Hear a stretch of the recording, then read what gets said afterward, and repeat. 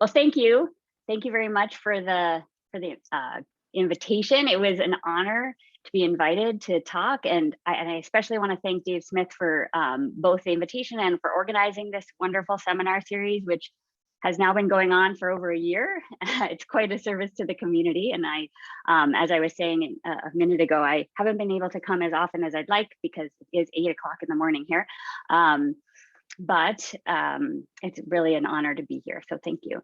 So today I'm going to talk about microorganism locomotion in viscoelastic fluids. And I'll begin by saying that microorganism locomotion is a complicated, highly nonlinear problem. And there's so many different aspects of this problem that are really interesting. And a lot of people are in this group are doing amazing research in that area. The aspect I'm going to focus on today involves how gait or kinematics are coupled to the fluid environment. And in particular, I focus on complex fluid environments and even more specifically viscoelastic fluids, which I'll talk about in a little bit. So I'll start here by just reviewing a few results from experiments in the past 30 years to try to highlight the important questions that I want to address today. So first of all, back in the 90s, experiments by Suarez and collaborators showed us that sperm kinematics are significantly affected by both the fluid environment and the activity state of the sperm.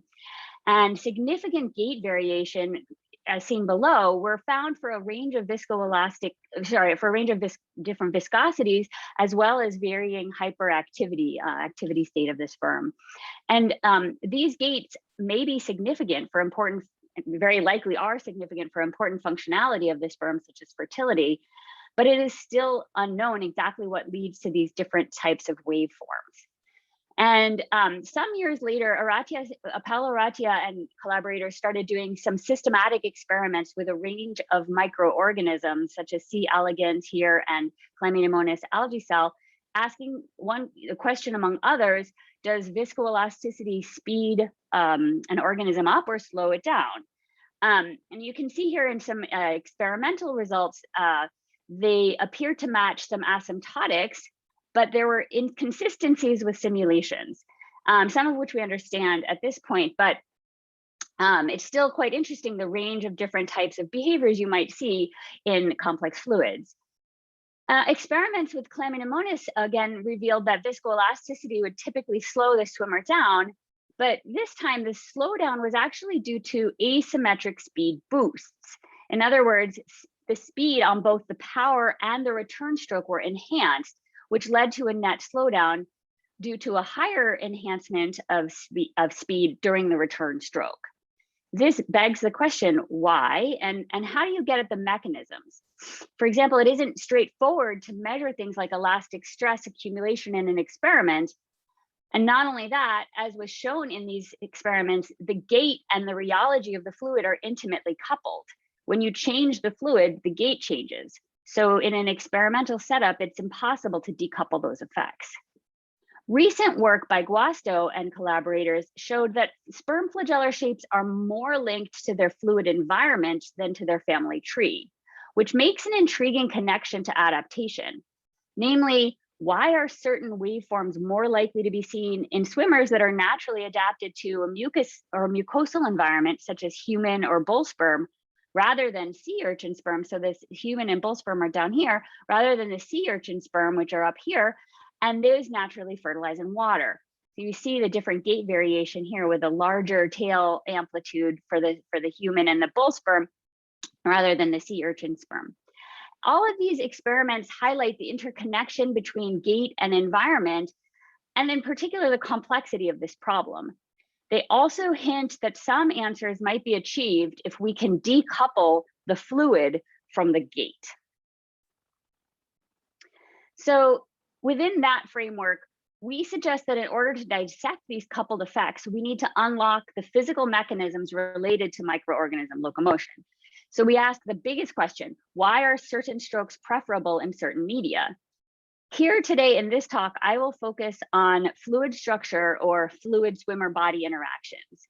I will further drill down on two specific questions today. The first looks at how body flexibility and fluid elasticity affect swimmer gaits and swimming speeds. And the second is focusing on the effect that swimmer gaits have on fluid elastic stress accumulation itself, and specifically for long, thin, finite length flagella-like structures. So here I have highlighted some of the work that has been done to try to understand microorganism locomotion in complex fluids. And of course, this list is not even close to exhaustive, but you'll notice that there is some color coding indicating varying results that show that this isn't a complete story by any means. Let me first clarify that if I say that a particular experiment or simulation shows an enhancement of swimming speed, what I mean is that the speed is enhanced relative to its Newtonian counterpart. But as we just discussed, there are coupled effects, and in particular for living microorganisms. If you change the fluid, the stroke changes.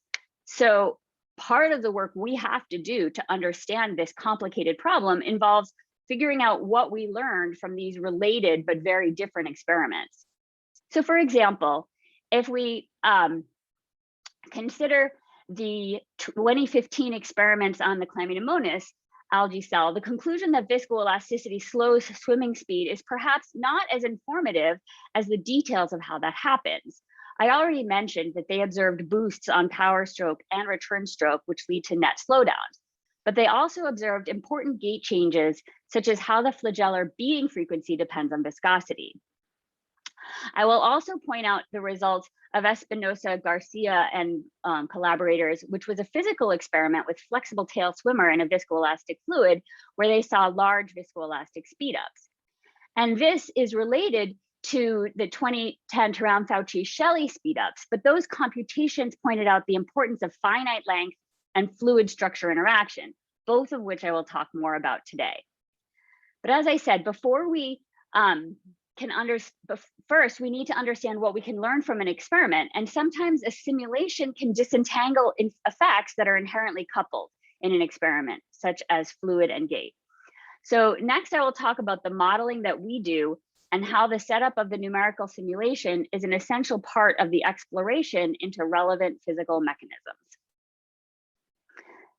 The work I will discuss today derives from two different methods for simulating swimmers in a viscoelastic fluid.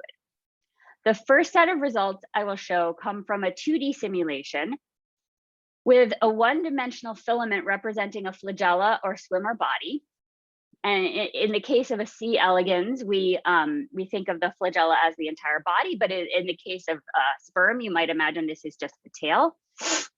In these simulations, we use a penalization method, meaning that we prescribe a target curvature that will result in a specified gait, but we allow for fluid structure interaction to change the actual achieved gait.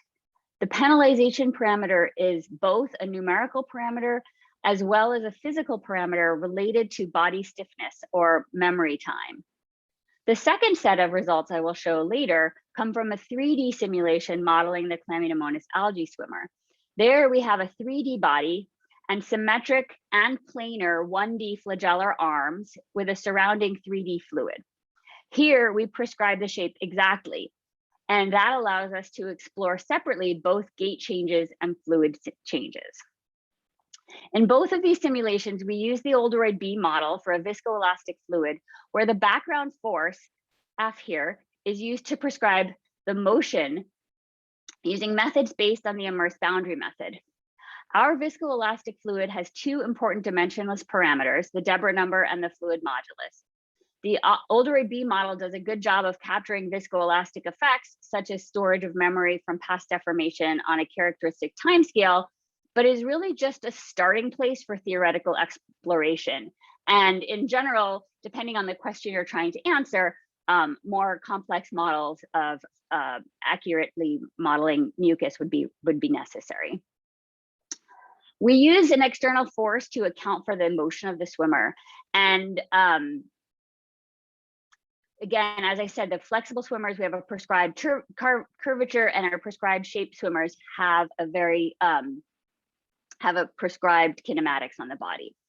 Now, from the movies we can see in these simulations, there are areas of large concentrated stress, And so that is indicated here by the colors, and the color bar in these is kind of irrelevant, but just to say that the stress concentrates near the swimmer bodies, and in particular at the tips of the flagella. It's important that these numerical simulations are well resolved, which can be expensive, especially in 3 dimensions.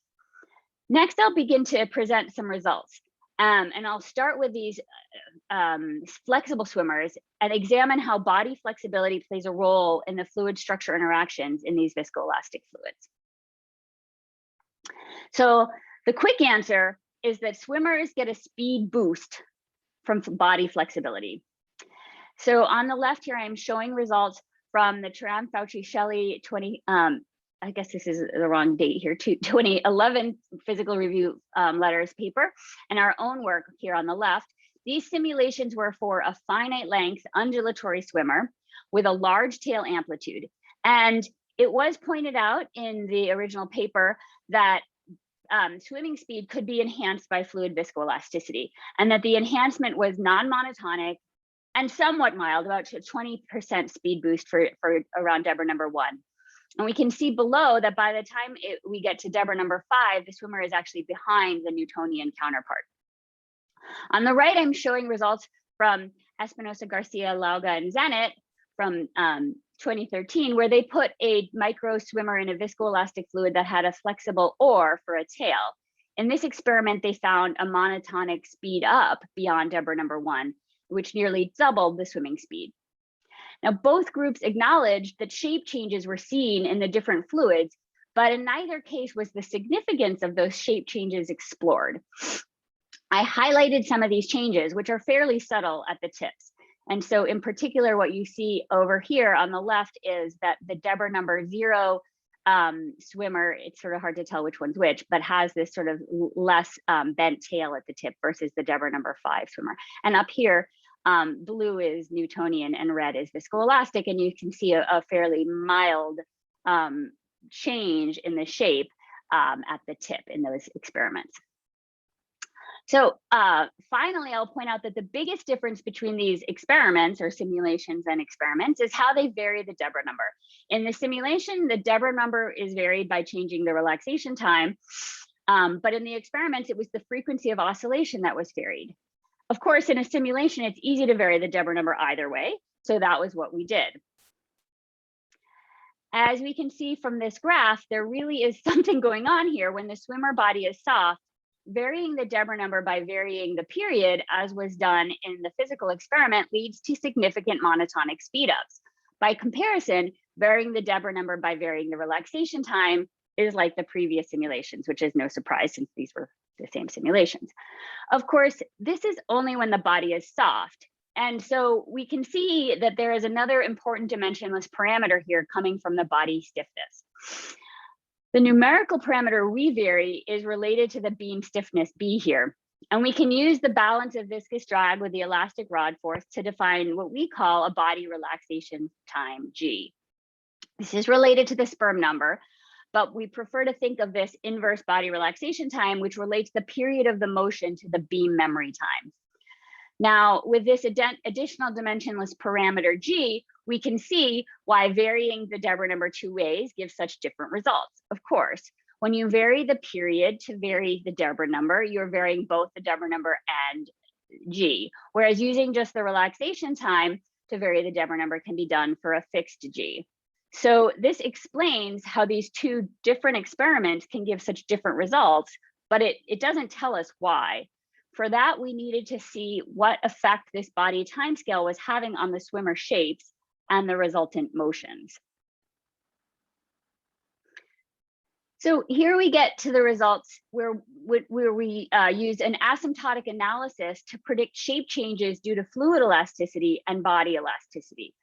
Now, this work relied on some ideas from the 2007 work of Fu, Wogelmuth, and Powers, where they looked at shape changes in flexible filaments due to viscoelasticity. We were able to apply the results of our asymptotic analysis to the case of large amplitude motion by using curvature deviations as our small parameter. We found that asymptotic analysis predicts that for soft swimmers, the amplitude of the swimmer is larger in viscoelastic fluids than in Newtonian fluids. One way to see this sort of live is to look at this movie over here. If you stare at it for long enough, you can see that the viscoelastic swimmer in red tracks the target shape in black better than the Newtonian swimmer. Both are soft swimmers, so they don't achieve the target. As you can see, they're much less, much lower amplitude than the target. They are floppy. But some of the stiffness is sort of restored by viscoelasticity. This effect also increases with increasing fluid elasticity. And this effect goes away as the target is achieved or as the swimmer becomes stiffer, and that's by design, because if the swimmer is stiff, then the simulations do not allow for the body fluid interaction, and there will be no difference between the shapes of the swimmers in the different fluids. To get back to the graph, we have the theory in solid. So these are results of asymptotic analysis, and they're nearly on top of the simulations in which are given by the markers. These were for small amplitude shapes. And this works remarkably well for the large amplitude shapes as well. Remarkable because it's asymptotics for small amplitude, but it's asymptotics for small deviations in curvature, but the curvature, the bare curvature might be large that you're deviating around. So as you can see that if you prescribe the curvature amplitude, just imagine a filament flexing up and down. If the swimmer is soft over here where G is small, the fluid is in a and the fluid is viscoelastic, the swimmer in the viscoelastic fluid will track the target shape better. These are small amplitude boosts at the tips that do lead to a swimming speed boost. And although the changes are small, right, again, you see sort of small deviations here, this can actually lead to significant swimming speed ups. This asymptotics here was measuring shape changes. It was not talking about swimming speed. So how can we measure swimming speed ups? How can we think about that? So what we can ask is, how do these swim shape changes actually lead to swimming speed changes? And what we do is we compute an analytical swimming speed in a Newtonian fluid that will measure the effect of the shape changes alone. So we define what we call a stroke Deborah number, and this parameterizes the gait changes as the fluid changes. But we calculate a swimming speed in a Newtonian fluid with the observed gait changes. So using these amplitude boosts we were just talking about. And as we saw, soft swimmers had more of a boost that increased with the Deborah number. And this leads to a large swimming speed boost for these soft swimmers. For moderately soft swimmers, so these are very, very soft. For moderate, and when you're very soft, again, you are very floppy, so your swimming speed is quite slow, but your deviations can be larger, and therefore you can get a very sort of monstrous swimming speed boosts.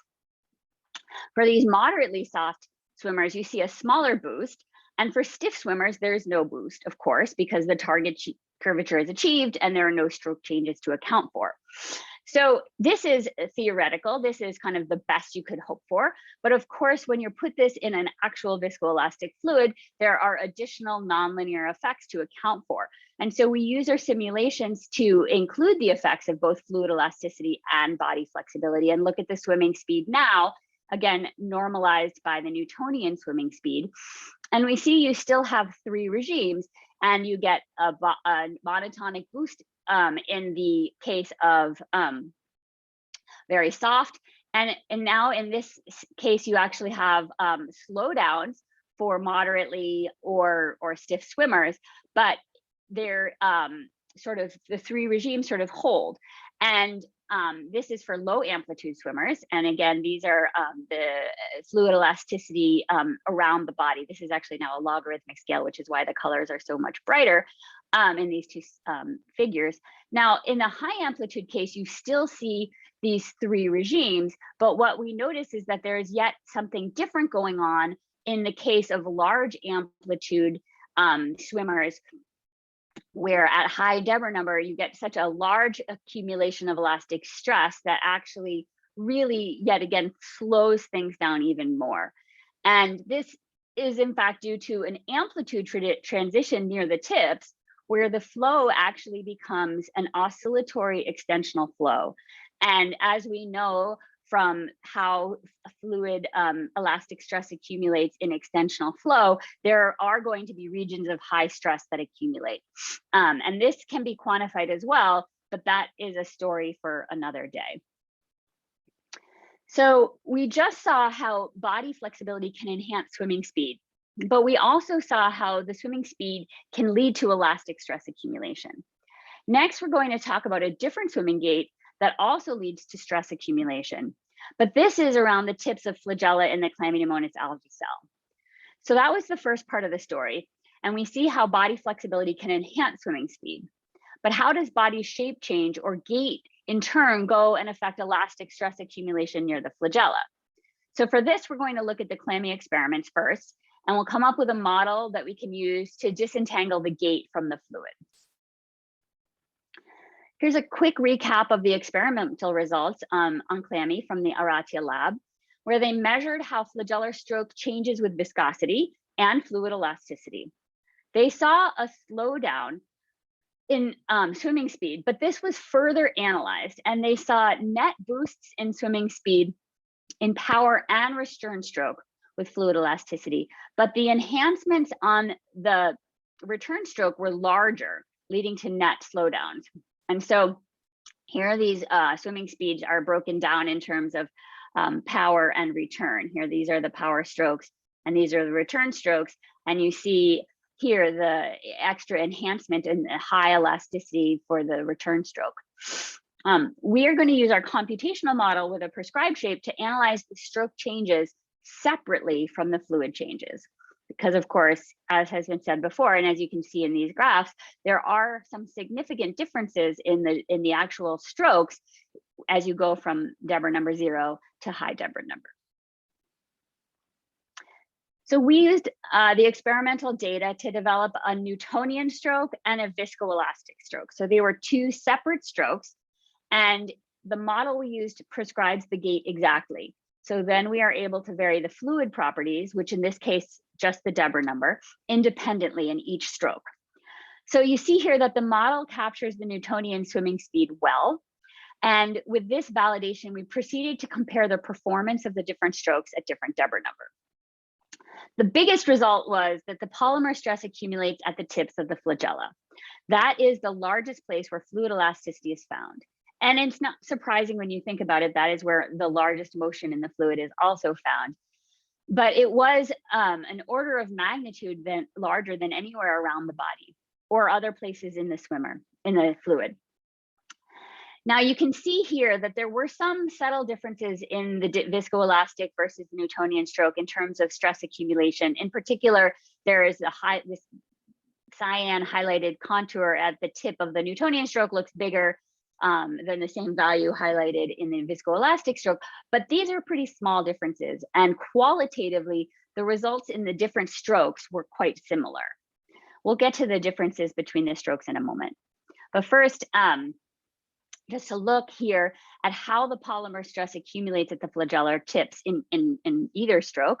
First of all, the size of the stress increases as the Deborah number increases, which is not surprising. So this is the peak of the strain energy as a function of the Deborah number. And the stress generally decreased during the power stroke and then increased during the return stroke. And this was true for low Deborah number and then higher Deborah number as well. Now, when we look at the velocity as a function of time and the Deborah number, we see that there is a speed boost again on both power and return. So like the experiments, and the results were consistent, namely the speed boost was larger on the return stroke than the power stroke. So here what you can see is actually Deborah number 0 is hiding right under Deborah number 1/2. There's not much difference. And so if you think Deborah number 0 is about here with this blue, if that's easier to see, there is a bit of a power boost as you increase the Deborah number. So the power boost is this speed boost during the power stroke. But you can also see a more significant boost during the return stroke. And so yet again, we see that the speed is boosted on power and return, the speed is larger on a return stroke, so that will lead to a net slowdown for higher Deborah number. Now, as I said before, these results were qualitatively generic for both the Newtonian and the viscoelastic strokes, but there were some differences. So let's compare here. First, we see that the Newtonian swimmer was about 50% faster than the viscoelastic swimmer for all Deborah number, not normalized. And in both strokes, there was a decrease in swimming speed as a function of the Deborah number, again, because of this net boost to the return stroke speed. This decrease was qualitatively the same, and you can see this by looking at the normalized swimming speed below. There, we've also plotted the experimental swimming speed, which you see shows a fairly good match to the simulations. Now, the last data point is over here. It should be no surprise that it's not going to exactly match because, of course, in these experiments, the gate changes as the fluid changes. If we turn to the power output, we see a much more striking difference. In particular, if we look how the power increases with increasing fluid elasticity, it required a lot more power to use the Newtonian stroke in the viscoelastic fluid at high Deborah number. This certainly correlated with the elastic to viscous stress ratio below, where the Newtonian stroke introduces nearly twice as much elastic stress, in particular at these higher Deborah numbers, but it also has a greater increase as a function of the Deborah number over the viscoelastic stroke. If we now turn to efficiency, we see that the efficiency decreases for both strokes as a function of Deborah number, and obviously as power increases and velocity decreases, but they're about equally efficient. The viscoelastic stroke is very slightly more efficient, and that difference becomes more pronounced at the higher fluid elasticity levels here around Deborah number 2. It's interesting to note that the power output was about the same when we used the Newtonian stroke in its natural fluid over here, the Deborah number 0, and the Deborah number 0 stroke in the Deborah number 0 fluid, as the viscoelastic stroke, which happened to have been derived from a Deborah number 2 swimmer. So in its natural fluid. It's 2 data points. So this hints at the possibility of some sort of power limitation and that the Newtonian stroke just can't be achieved in the viscoelastic fluid. But that's just tantalizing rather than any sort of fact. Back to elastic stress accumulation, we see that both strokes accumulate a lot of elastic stress as you increase the Deborah number. So now what we want to see is what does the effect that those stress have on the dynamics of the problem? So a quick thought experiment, if you're swimming at 0 Reynolds number and you freeze your stroke, what happens? Motion stops instantaneously. There's no inertia or coasting. But in a viscoelastic fluid, this is not so. And we found that the swimmer would continue moving in the direction it was traveling if you froze the stroke due to a memory of the past deformation. And we quantify this by measuring the velocity at the moment when the stroke was frozen. These here are the flow fields induced by the fluid elasticity so this is just the flow field at the moment when the stroke is frozen. So we can compute this peak coasting velocity during both the power and return stroke. So over here, we plot this coasting velocity in both the power and the return stroke and see that it correlates, so that's this red curve here, and that correlates strongly with the actual speed boost that is seen in the simulations. And also we see that the coasting velocity is larger in the return stroke. So this axis here is not even here, it goes down.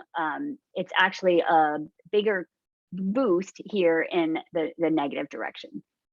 And again, this is correlating with the large elastic stresses on the return stroke, which we recall led to net slowdowns.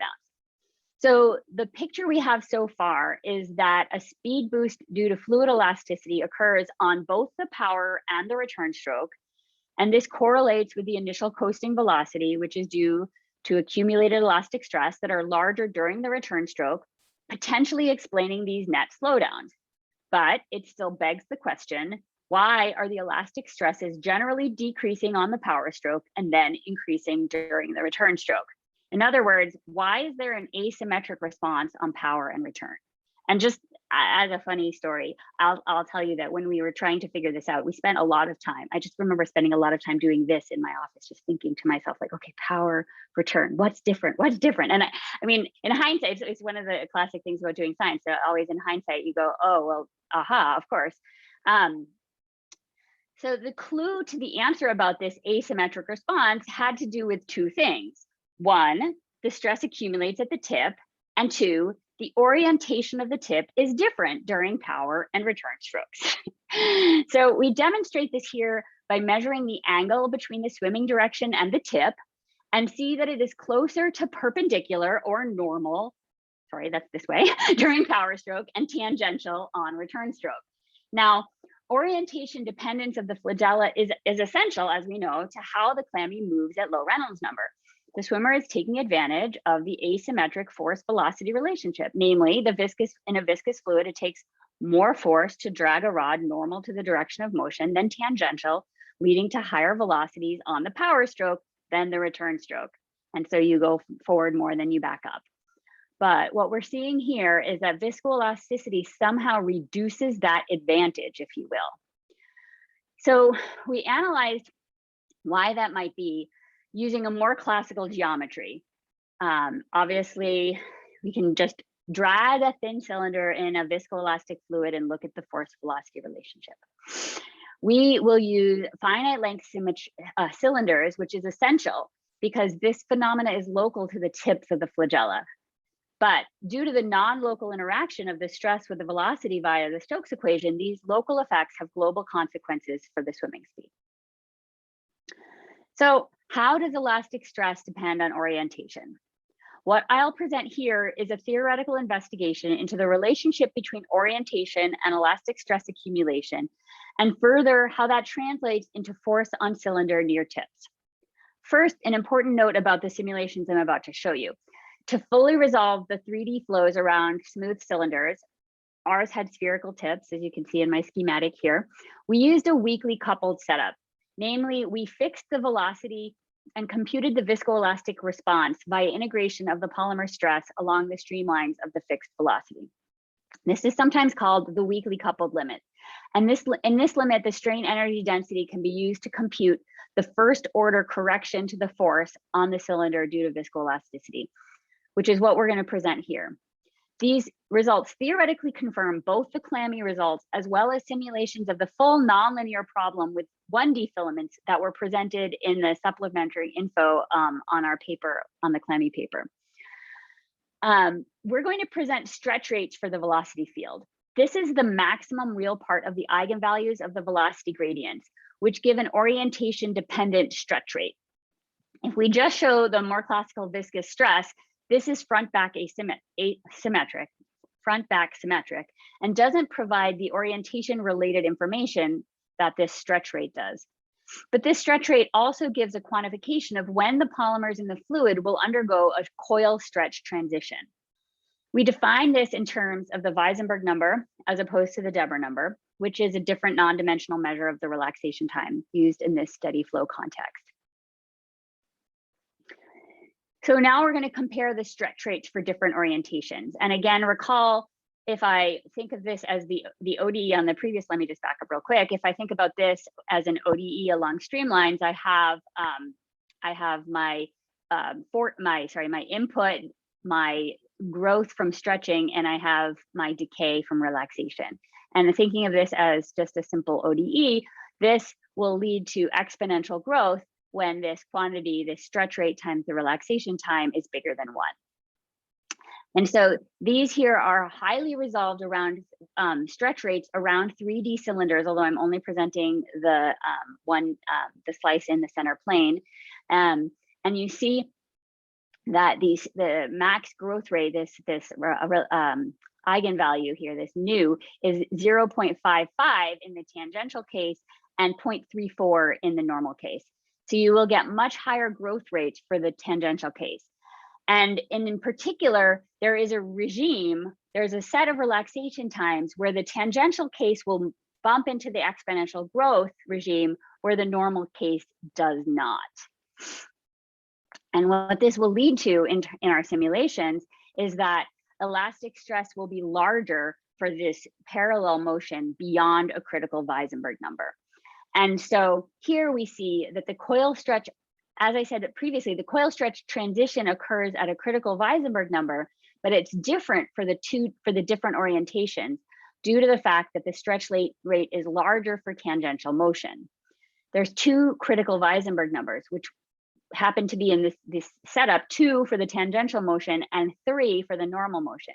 And these are computed from the velocity field. Namely, it's at these critical values that each flow field should undergo transition from low stress to high stress. And indeed, this is what we see. Beyond Weisenberg number equals 2 for parallel or tangential motion, or 3 for the normal or perpendicular motion, the strain energy density transitions from being quadratic in the Weisenberg number to quintic in the Weisenberg number.